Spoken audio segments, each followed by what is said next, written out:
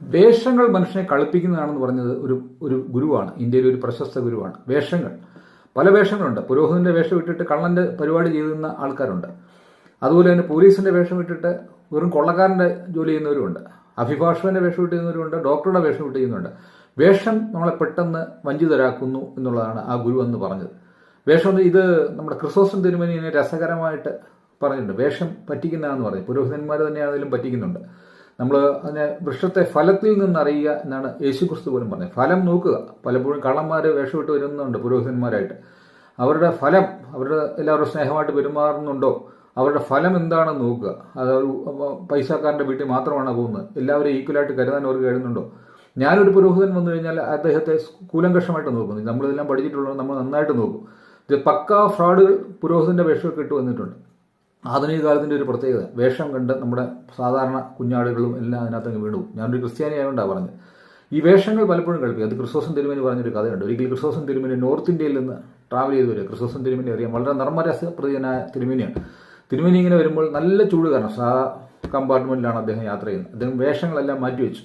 അദ്ദേഹം പ്രായമായ ആളാണ്, താടിയൊക്കെ വെച്ച് ഇങ്ങനെ ഇരിക്കുകയാണ്. അദ്ദേഹം ഒരു കരിക്ക് ചോദിച്ചു. അയാൾ തൊട്ടിരുന്ന ഒരാൾ ചോദിച്ചു ഒരു കരിക്കൊന്ന് അടുത്ത റെയിൽവേ സ്റ്റേഷനിൽ നിന്ന് വാങ്ങിച്ചു വരും. അദ്ദേഹം അത് കേട്ട ഭാവം പോലും വെച്ചില്ല. അപ്പോൾ തിരുമേനിക്ക് തോന്നി എന്നെ ആരും മൈൻഡ് ചെയ്യുന്നില്ല, പുരോഹിതനല്ലാത്തതുകൊണ്ട്. അദ്ദേഹം ഉടനെ ആ ബിഷപ്പിൻ്റെ കുപ്പായമൊക്കെ എടുത്തങ്ങ് അണിഞ്ഞു. അദ്ദേഹം സാധാരണക്കാരനെ പോലെയൊക്കെ സഞ്ചരിക്കുന്ന ആളാണ്. ബിഷപ്പിൻ്റെ കുപ്പായമൊക്കെ അണിഞ്ഞപ്പം ഒരു കരിക്ക് ചോദിച്ചപ്പോൾ അദ്ദേഹത്തിന് 10 കരിക്ക് വന്നു. അദ്ദേഹം എന്ത് ചോദിച്ചോ എല്ലാം അപ്പം തന്നെ കിട്ടി. അപ്പോൾ ആൾക്കാർ വേഷത്തെയാണ് ഇഷ്ടപ്പെടുന്നതെന്ന് ക്രിസോസ്റ്റം തിരുമേനി ഇങ്ങനെ തമാശയായിട്ട് പറഞ്ഞിട്ടുണ്ട്. അതുകൊണ്ട് നിങ്ങൾ ഈ വേഷങ്ങളൊന്നും കണ്ട് നിങ്ങളാരും ആടണ്ട. പല കാര്യങ്ങളിലും പല കള്ളന്മാരും മിന്നുന്നതെല്ലാം പൊന്നല്ലെന്ന് പറയാം. നമ്മുടെ ആൾക്കാർ തന്നെ ഒരു കാറിൻ്റെ ഒത്തിരി സ്നോബറീസ് ഉണ്ട്. അപ്പോൾ കാറ് നമുക്കൊരു taking you from one place to another, നമ്മൾ ഒരു സ്ഥലത്തു നിന്ന് മറ്റൊരു സ്ഥലത്തോട്ടാക്കാനുള്ള കാർ.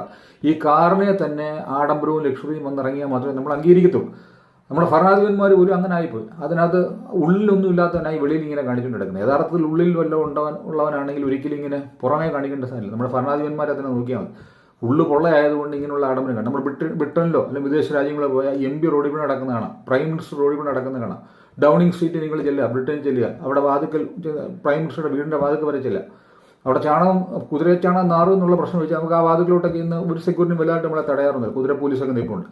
ഇവിടെ മാത്രമേ ഉള്ളൂ ഇങ്ങനെയൊക്കെയുള്ള ആഡംബരങ്ങളും മിന്നുന്നതെല്ലാം പോലല്ല. ഉള്ളിലൊന്നും ഇല്ലാത്തതുകൊണ്ടാണ് ഇങ്ങനെയുള്ള ഒരുപാട് ആഡംബരങ്ങളൊക്കെ കാണിക്കുന്നത് നമ്മൾ മനസ്സിലാക്കുക. വേഷങ്ങൾ അല്ലെ പുറമേ കാണിക്കുന്ന പലതും നമ്മളെ ചതിക്കുന്നതാണ്. സാധാരണക്കാരതൊന്നും അവെയർ ആവണം എന്ന് വെച്ച് മാത്രമാണ് ഞാൻ ഈ വീഡിയോ ചെയ്തത്. പലതും നമ്മളിങ്ങനെ അധികാര ഭ്രമത്വത അത് കാണിക്കുമ്പോൾ നമ്മുടെ ഭരണഘടനയിൽ ഒരു മിനിമം ഒരു ഡിഗ്രി വെക്കണമെന്ന് പറഞ്ഞാൽ, അപ്പോൾ അന്ന് പറഞ്ഞു ഏതൊരു ചെമ്മനും ചെരുപ്പൂത്തിയും പോലും വന്നോട്ടെ എന്ന് വെച്ച് പാർലമെന്റിന് എന്തെങ്കിലും ഡിസ്കസ് ചെയ്തിട്ട് ഡിഗ്രി പോലും വെക്കാതെ നമ്മളെല്ലാവരും അധികാരത്തിൽ കയറുന്നുണ്ട്. അപ്പം മിന്നുന്നതൊന്നും പൊന്നല്ല.